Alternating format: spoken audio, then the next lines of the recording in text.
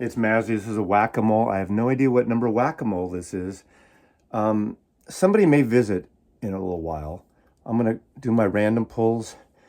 We might just talk about music. This is going to be a little different take on the whack-a-mole platform concept. Random, okay? So let me pull one to start with, and then we'll kind of see how this goes. I'm tripping over my lips already. Oh. Okay.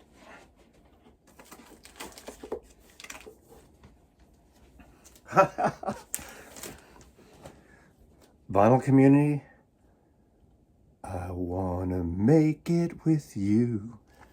Okay, Best of Bread.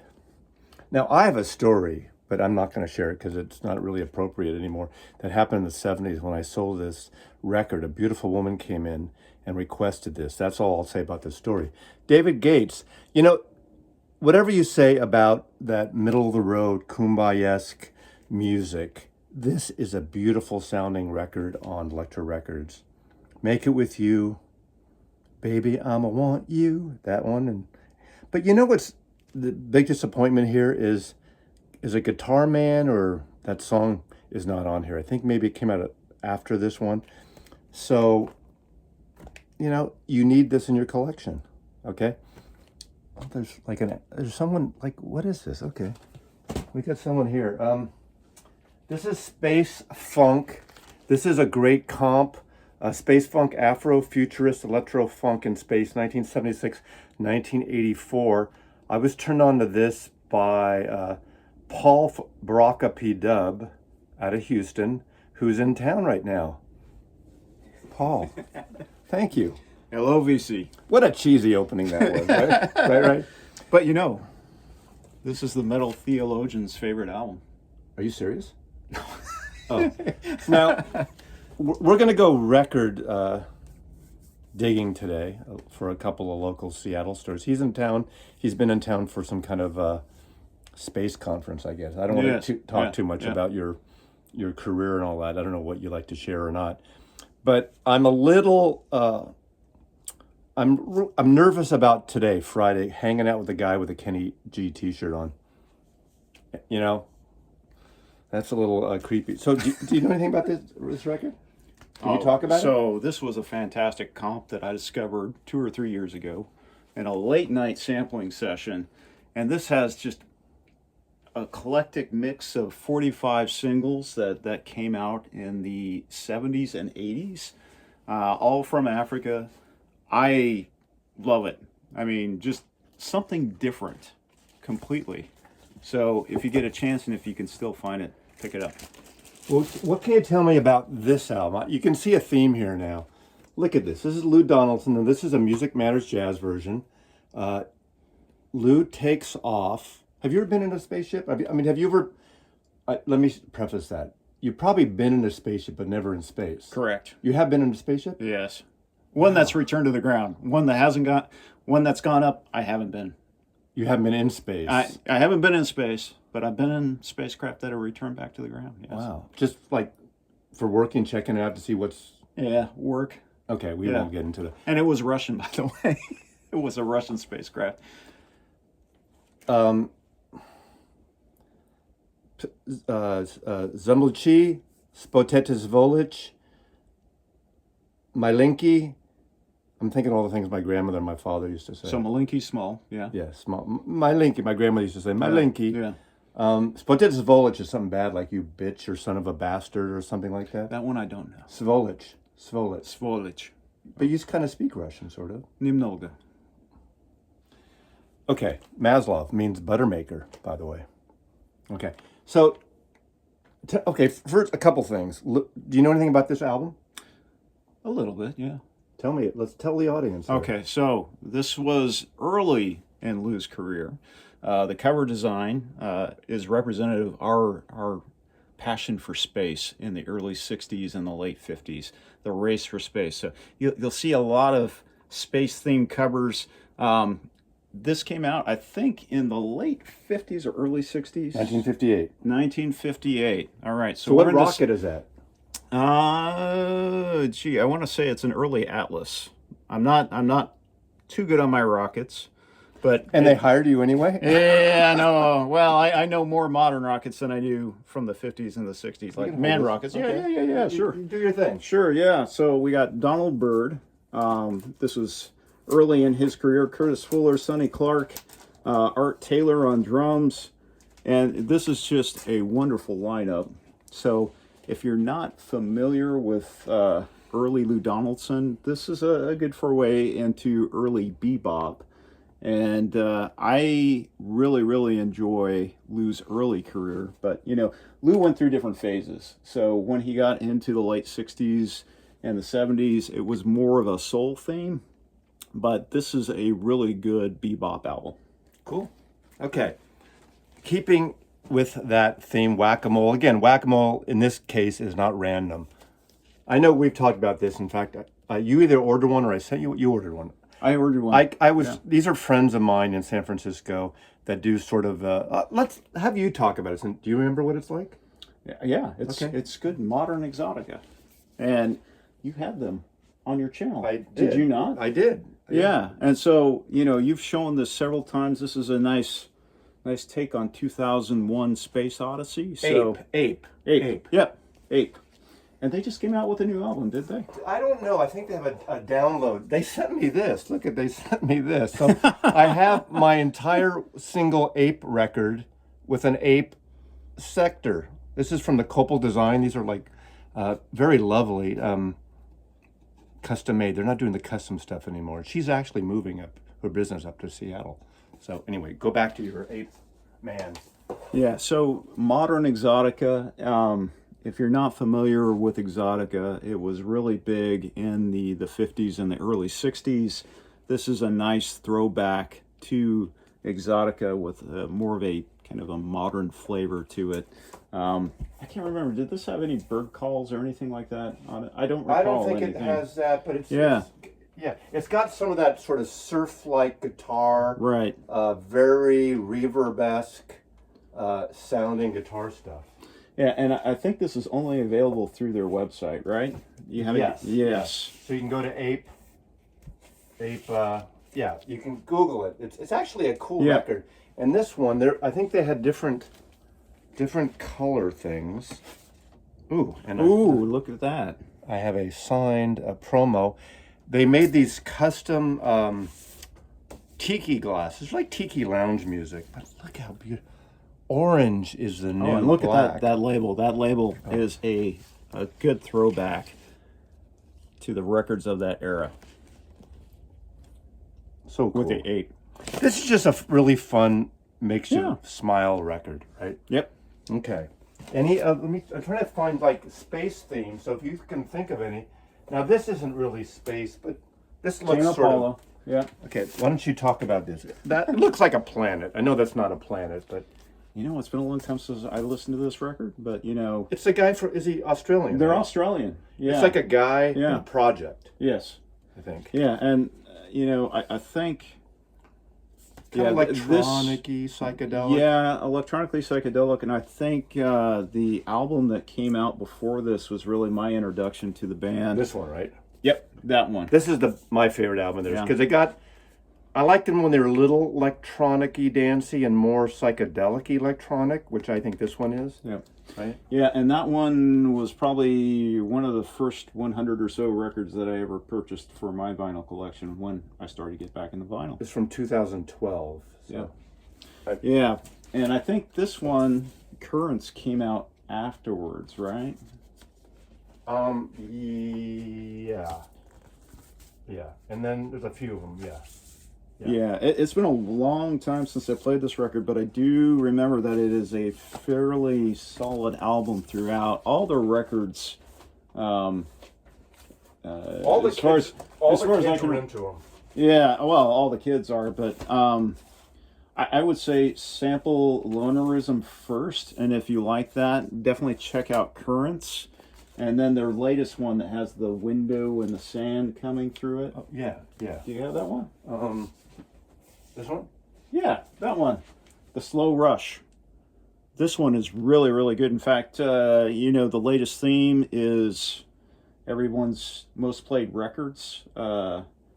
I just caught a video this morning, and this was on somebody's list. I did not know that. Yeah. Of the most played? Of the most played. Huh. That's really going around. Have you done that video yet? No, I haven't. Are you gonna? You should do it. Yeah, when I you get should. home. Okay. I should. Okay, let's move on. Here's Stereolab's Mars Audiac Quintet. Do you know Stereolab? I do, but I'm not familiar with that record. Okay. I got into Stereolab late because of my friend the archivist and her friend Zach, who were visiting 4 or 5 years ago when they were both visiting, and he was on tour because he plays music too. But his favorite, I didn't realize, I hate to admit this, it's a guy named Dan in Canada who has a channel, Dots and Loops, and I didn't realize Dots and Loops was probably their most famous album, I guess. But I went to see them last year, and they're fabulous. And they're if you don't know them, now this is going to sound probably uninformed, but I kind of think all their albums are samey, but in a good way, just more of the same, but they go in different directions. Electronica, lounge, French pop, yee girls. Yeah. And I like the vocalist, the female vocalist, she's so Letitia Sadier. Is that her name? I have no idea. I saw her at the they saw them in Seattle here, and it was such a great show. And they really broke big in the 90s, right? I guess. See, again, you guys know more, but they put these amazing 3-record sets out over the last like 3 or 4 years with expanded tracks and mixes, and they're really reasonable. They put them out themselves, I think, and I ended up jumping into the whole catalog. But the one that... Yeah. So on that, do you know Ewan McGregor? The actor? The actor? Yeah. Yeah, so he did a documentary series, Long Way Around, Long Way Down. The intro music was actually done by Stereolab. I did not know that. But look at these plastic sleeves. They're beautiful pressings. They sound great. I mean, it's all digital stuff. It doesn't really matter because that's the kind of music and that's where they come from. I would say this might be a good place to start, Dots and Loops, just because it's kind of iconic. Well, the cover art too, I think is very symbolic of the band.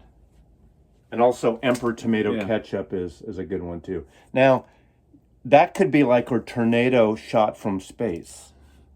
I'm trying to help me here. I'm trying to go from get more space shit here. So tomato ketchup.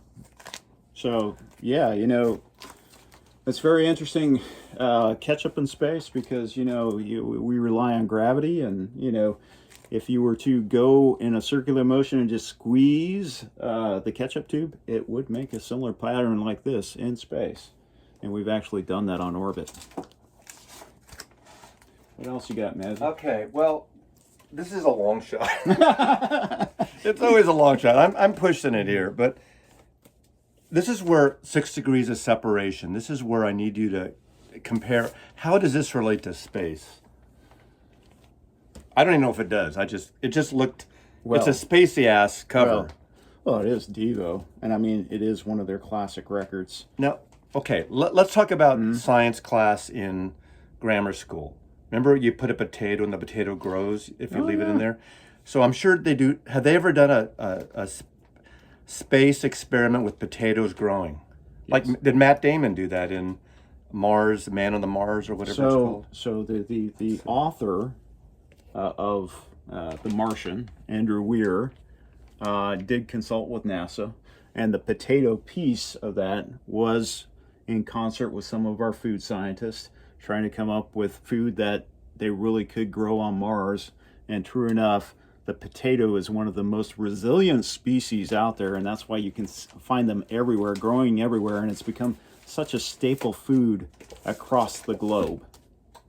And for the Europeans, originally they did not have the potato. It wasn't until they made their trek over to the Americas, and that's when the potato was discovered, and then it was brought back over to Europe. Okay. Obvious choice, but... Ziggy Stardust. This is a must-have. You can't go wrong with this. If you don't have this in your collection, something's wrong with you. I think I have 3 or 4 different versions of this album. This came out in, was it 73? Yeah, 72, I think. 72? 72, 73. Yeah, 72, I think. Oh, and this is a reissue. So yeah, you got a It's a Kevin. CD? That's a Ken Scott cut. Ken Scott. What do you think of about the sound on it? It's great. It's great. It's great. That was done, I believe, all analog just before it came in a box, right before the vinyl explosion. Luckily. Yeah. So this is one where I do not have an original, and everybody says that for Bowie you really need to go with the originals. The new The UK represses have been divisive. Yeah. Yeah, and I would love to have an original UK. Do you have an OG? I do not have the original UK. Okay. I do not. All And right. and unfortunately my original RCA, Dynaflex, I believe, during my 95 purge went away. But in trading for that, I remember getting the first Bowie song I heard was Starman from that album. And I heard it on the KSAN radio in San Francisco and I loved it. And I went to see him. He played 2 nights at Winterland. Sylvester opened up, sort of the gay disco guy. Yeah. It wasn't really disco then, but soulful guy. And Winterland holds 5,500 people. 500 people showed up for David Bowie. And he said he'd never play in San Francisco again. Of course he did. And I saw him on the Great White Duke tour. I saw him with 9 Inch Nails. And I saw him one other time, I believe. But a couple nights later, he did that famous show that is recorded at the Santa Monica Civic that was sold out, the movie on. So San Francisco just was late, wasn't hep to Bowie at that first time. But it was so great seeing Bowie then. So, what did you think about him in the 60s? When did you first get exposed to Bowie? Well, that was it. Starman was that that particular album. And then I So went you back. didn't know him before? Did not know him. And then I got, literally right after I heard that album, I went out and bought Hunky Dory. And I love Hunky, because that's kind of folky. Right. And it's got that great, which I didn't know at the time, the piano playing, acoustic piano playing is Rick Wakeman. And he's so good on that record. And then, of course, I went back and the Davy Jones stuff that, the stuff he had on, was it London or Decca, I guess? That's it's almost like Anthony Newley or Scott Walker. Yeah. That kind of stuff I didn't really get. That pop sound that, even Cat Stevens, after Tea for the Tillerman, if you went back and got that Matthew and Son stuff, it's very poppy, and it's a whole direction that they were kind of pushing people like Davy Jones, David Bowie, and Cat Stevens in, which, it's great when you're into an artist to listen to it, but it was almost overproduced, and it wasn't what was happening in the time. Of course, Ziggy Stardust did it. Okay, here's sort of spatial. You know who this is? Yes, I do. Yeah, and I love the Les Claypool and John Lennon's son. I can't remember his first name. Sean Lennon. Sean Lennon, yeah. Delirium, and this is their second album. Yeah, they only did 2 albums. I saw them twice when they performed. They were great. And what's great about it, they're psychedelic, prog. Live, they do a great cover of what's the song? That Pink Floyd song? I was going to say "Total Eclipse of the Heart." That's Bonnie. But it's a Syd Barrett era, right? Well, it's on the I can't get the Pink Floyd right now. It's too low.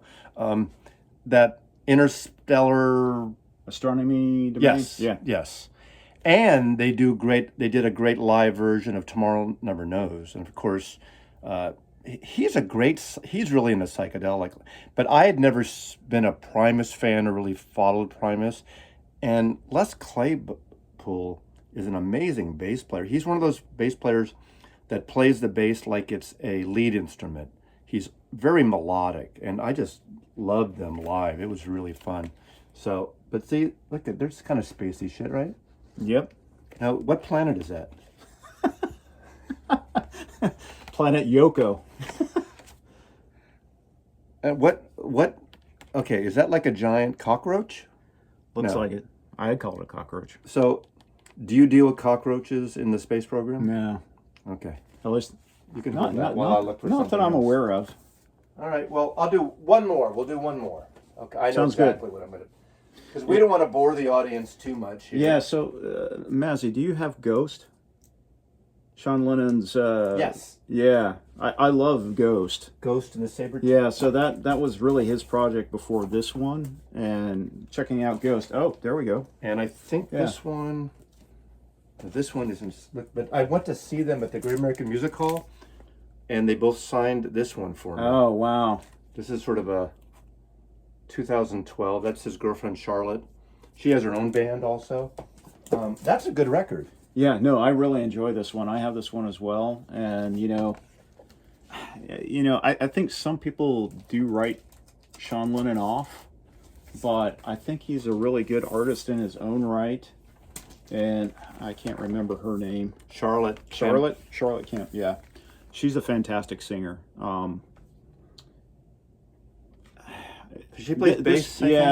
I'm trying to think of a good analog to this one to really describe the sound, but it's sort of has this folky, psych, but there's a little psych again, folky, little right. prog. I mean, light prog. Yeah, people like light prog. There's all these subgenres. Yeah. But it's really good. It's unique, and I do think it's worth giving it a sample. This one's a little bit harder to get.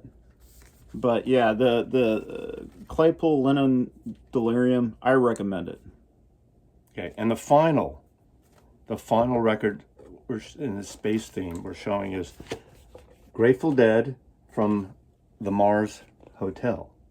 Anything you want to say about this before I jump in? So, the Dead are a very polarizing band. I have not been able to get into the Dead. I do respect Dead fans, but in that concert we just saw, we went to see Beck together. Yeah, Jenny Lewis made a wonderful Grateful Dead joke. Why are the Grateful Dead fans so hot? Because their fans don't work. So. Wait, is that the way the joke went? Yeah. Because their fans... Oh! Of course. Yeah. I wasn't paying attention. But no, I really do need to get a little more exposure to the Grateful Dead. Well, this is their second album on their own label on Grateful Dead Records after they left Warner Brothers. If you turn this upside down, is it here? Is it this one? One of these sides. It says Ugly Rumors. Is that it? Oh, you put this in a mirror, it says Ugly Rumors. Now, the Mars Hotel was a real hotel called the Mars Hotel in San Francisco, south of Market on 4th Street between Mission and Howard Streets. Right across from, in fact, in that block is now Moscone Center West, the big convention center in San Francisco. It's right there. And this was torn down in the late 70s, I believe. But the Mars Hotel was a sort of old residential kind of, I don't say derelict, but a hotel, literally called the Mars Hotel. And that's actually a photograph altered of the real place. I took pictures of it, and I wish I still had those pictures. It's infamous, too, because for a while, I don't know how long, Jack Kerouac actually stayed at the Mars Hotel early on. The south of Market is the area, was called the South of the Slot, and that was a nickname for that whole area. A working class and low industrial area. Of course, now it's all built up with Salesforce Towers and Moscone Center and all that thing. These are aliens. I don't know if you can tell us. Oh, this is in the lobbies, or basically people that stayed at the Mars Hotel for the joke of the hotel. I like the opening. Actually, not the opening. I think it's Pride of Cucamonga, which is a Phil Lesh song, I think. U.S. Blues is a great song. Unbroken Chain is also a Phil Lesh song. But can you tell what planets these aliens are from? It's hard to say. They're all Grateful Dead fans, that's for sure. But I do have a question for you. Okay. So, as a Kenny G fan, not really. If we're one to start with the Dead, so their catalog is vast. They have a huge live catalog. What album would you recommend as the entry point for the Dead? If you had watched all my videos, you would know the answer to this. Is it American Beauty? If you want one live Dead to begin with, start with this. Okay. And this is Europe 72. 72, okay. This was good or bad, and I think it's for the better. It was augmented with studio fixes, overdubs. So instead of having a band that's always out of tune and off key, this sounds great. So you get a lot of their best songs up to this point on here. It's electric album. It's really good, 3 LPs. It's a great overview for that. Now, obviously, there's a more psychedelic stuff, and a lot of people don't even consider them a psychedelic band once the 70s hit. So you recommend starting with a live album? Yeah, because it's almost not like a live album. You really don't hear loud audience. They fade out. There's no audience in it, really. Okay. I mean, for the most part. However, as you kind of were saying, if you like country rock, and, you know, if that's your thing, these 2 albums came out the same year, in 1970. They're beautifully recorded. They're kind of folk rock with some boogie stuff. Obviously, it's got Uncle John's Band. It's got Driving That Train, High on Cocaine, you know, Casey Jones. It's got Ripple. It's got Friend of the Devil, Boxer Rain. I mean, Addicts of My Life is Addicts of the Life is a great 3-part harmony, kind of like the Beatles, because it's so beautiful. But these 2 together are, like, I would say these 2 and Europe 72, and it's like, to me, my favorite period of the Dead is 68 to 74-ish. After that, you know. So when they were young and hungry. Not selling records, exactly. Yeah. And that's why they left Warner Brothers. Take risks. I think so. A lot of bands were. And to Warner Brothers' credit, Warner Brothers was, I always say this, they're one of the great creative labels that stuck with artists who really didn't sell a lot of records. Like, look at all the records Randy Newman made, and Ry Cooder, and even Bonnie Raitt in those days weren't selling records. And, you know, Little Feat, all these bands, Warner Brothers was so artist friendly. Now, obviously there are exceptions, and you hear over the years, but... which is a loss today. You don't have that anymore. Right. Yeah. You know, when they went on their own, a different sound, you know, I kind of jumped off. I think I last saw them in 88 or 89, and that's the last time I ever saw them. But from 77 maybe till 89, I didn't see him at all. I saw him again once or twice at the very end. When Touch of Grey came out? Yeah, I just wasn't into that real commercial Arista stuff. You know, a lot of people like or dislike. I mean, depending on, you know, it depends when you came in. The stuff with Terrapin Station, when I first heard that, I thought it was a big pretentious, like, bollocks album of their career. Is that long? One side of the song. In fact, I have a cool copy of it, though. Yeah, my copy I got as a promo, and it's banded for radio play. So, because the song is what? Side 2 is the entire Terrapin Station. I kind of like it now. It's sort of the equivalent. Now, some people will say, Mazzy, you're totally wrong, but that's okay.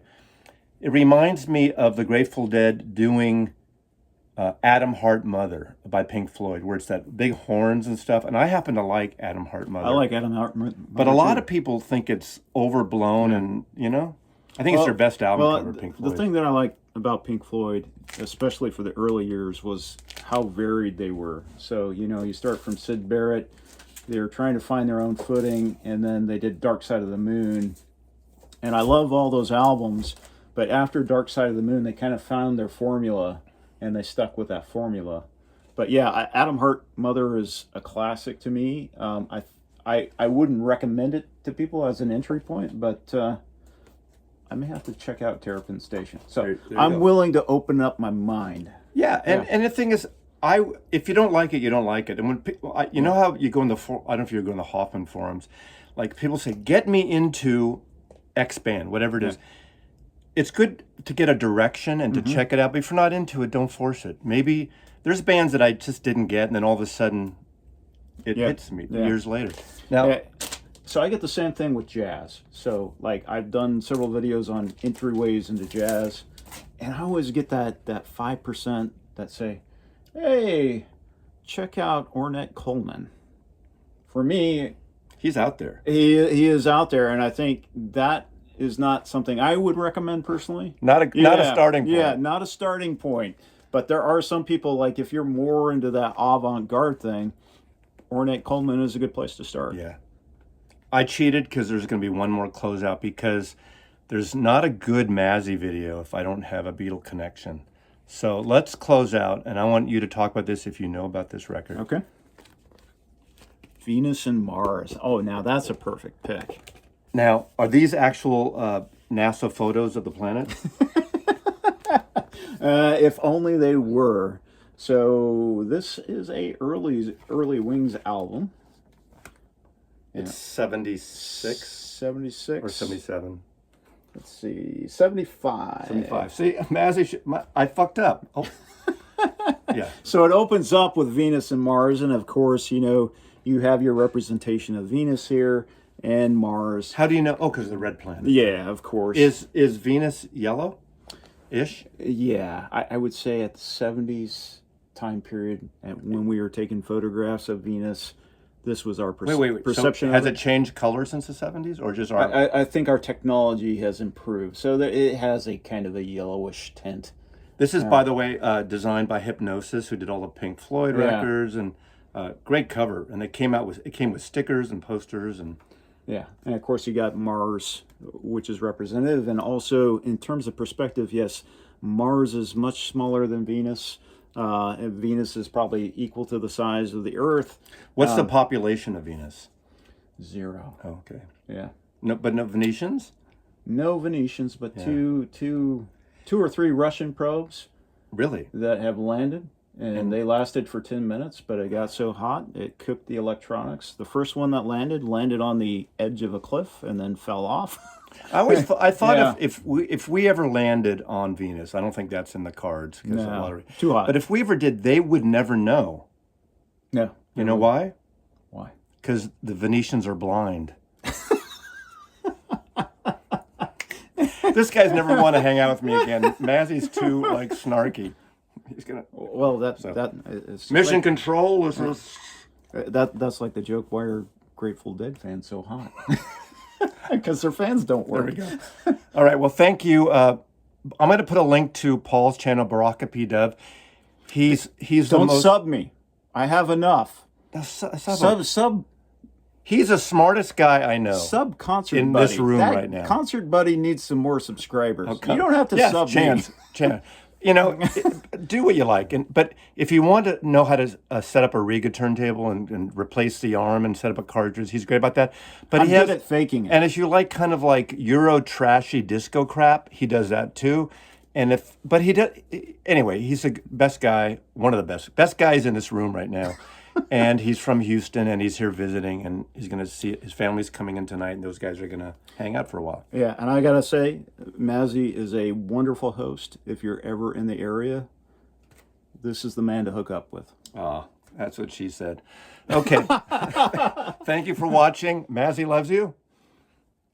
And I love you too. Take care.